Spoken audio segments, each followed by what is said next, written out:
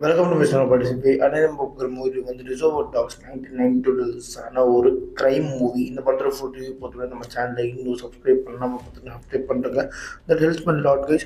உங்களுக்கு நிறைய movie reviews updates வந்துட்டு இருக்கும். And this video sponsored by learn new skill technologies. இவங்க ஐடி ரிலேட்டட் ஸ்கில்ஸை கோர்ஸாக உங்களுக்கு மோஸ்ட் அஃபோர்டபுள் ப்ரைஸில் பண்ணி தராங்க. Full stack development, Python, Java, அது மட்டும் இல்லாமல் மெயினாக அட்வான்ஸ் ஆர்டரும் சொல்லி தராங்க. உங்களுக்கு சர்டிஃபிகேட் ப்ரொவைட் பண்ணுறது இல்லாமல் உங்களோட ஜாப் பிளேஸ்மெண்ட்கான 100% அசிஸ்டன்ஸும் பண்ணுறாங்க. ஃபார் மோர் டீட்டெயில்ஸ் ஸ்க்ரீனில் தெரிய நம்பரை கான்டாக்ட் பண்ணுங்க. படத்தோட கதை எங்கே இருந்தது அப்படின்னு பார்த்தீங்கன்னா, படத்தில் வந்து ரொம்ப சிம்பிளான கான்செப்ட் தான். ஒரு 8 பேர் அவங்க எல்லாருமே ஸ்ட்ரேஞ்சர்ஸ். அவங்க எல்லாருமே வந்து கிரிமினலாக மாற்றி ஒரு டைமண்ட் ஹைஸ்ட் பண்ண வைக்கிறாங்க.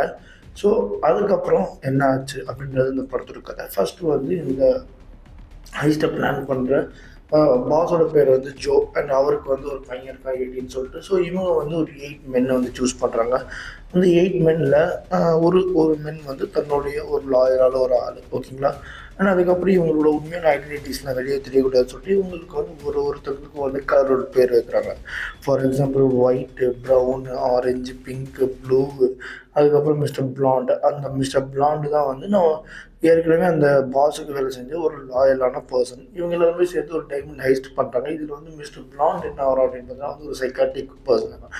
அவங்க வந்து அங்கே நிறைய பேரை சுட்டுட்டு தென் அதுக்கப்புறம் அங்கேருந்து தப்பிச்சு போகிற வழியில் வந்து நடுவில் வந்து 2-3 பேர் வந்து செத்துடுறாங்க இந்த கேங்கில், ஓகேங்களா. போலீஸ் சேசிங் சீனில். அதுக்கப்புறம் இவங்க எல்லாருமே வந்து ஒரு வேர் ஹவுஸில் வந்து அந்த டைமண்ட்ஸை வந்து பிரிச்சுக்கிறதோ இல்லை இவங்களுக்கு காசோ இல்லை அவங்களுக்கு டைமண்டோ, ஸோ இந்த மாதிரி ஒரு டீலிங் போயிட்டு இருந்த சமயத்தில் இந்த விஷயம்லாம் வந்து போலீஸ்க்கு எப்படி தெரிய வச்சு, நம்ம அடிக்க போகிறோன்றது எப்படி தெரிய வச்சு அப்படின்றதுக்கப்புறம் நம்ம கேங்லேயே ஒரு ரேட் இருக்கான். ஸோ அந்த ரேட் யாருன்னு சொல்லிட்டு கண்டுபிடிக்கிறதுக்கு ஒரு செஷன் போகும், ஓகேங்களா.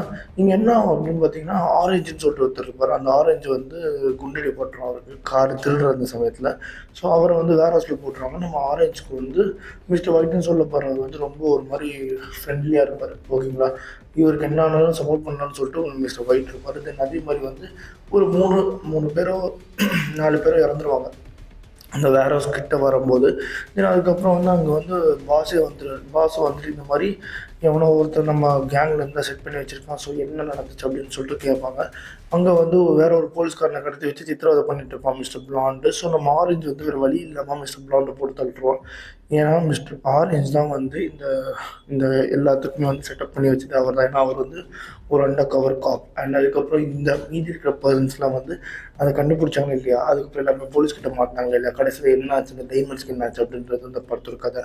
இந்த படம் வந்து நம்ம கியூட்டியோட ஃபஸ்ட்டு படம். ஸோ அவரே வந்து ஒரு ரோல் ப்ளே பண்ணிருப்பார். அவருமே வந்து சீக்கிரமாகவே இறந்துருப்பார். அண்ட் அதே மாதிரி வந்து இந்த படத்தில் எனக்கு ரொம்ப பிடிச்சது என்ன அப்படின்னு பார்த்தீங்கன்னா, இந்த படத்தில் வந்து அந்த கதை சொல்கிற விதம் பயங்கரமாக இருக்கும். ஃபஸ்ட்டு ஒரு சீன் காட்டுவாங்க. தென் அதுக்கப்புறம் அந்த சீனை கனெக்ட் பண்ணுற விதம் வந்து எனக்கு ரொம்ப பிடிச்சிருக்கும். இப்படி ஃபஸ்ட்டு முன்னாடி வந்துட்டு இப்படி போயிட்டு திரும்பி அங்கேயே வந்துடுவாங்க. ஸோ அந்த விதம் எனக்கு பிடிச்சிருந்தது. உண்மையாகவே கேஸ்டிங் நல்லா இருந்துச்சு. ஆனாலுமே வந்து எனக்கு என்னவோ வந்து மற்ற கியூட்டி படங்கள்லாம் பார்த்துட்டு கியூட்டியோட ஃபஸ்ட்டு படம் பார்க்கும்போது எனக்கு இன்னும் ஆவரேஜாக தோணுச்சு. அது ஒரு வேளை ஏன் தப்பு தான் நினைக்கிறேன், 6 வயசாக போயிருக்கணும். எனக்கு இது வந்து ஒரு ஆவரேஜ் மூவியாக தெரிஞ்சுது. அதனாலேயே இந்த படத்துக்கு நான் ஒரு 3.5 நோட்ஸ் தருவேன். இதேமாதிரி மூவி பார்க்க நம்ம சேனலை சப்ஸ்கிரைப் பண்ண மிஸ்டர் நோபடி. சந்திக்கிறேன். Bye. Have a great day guys.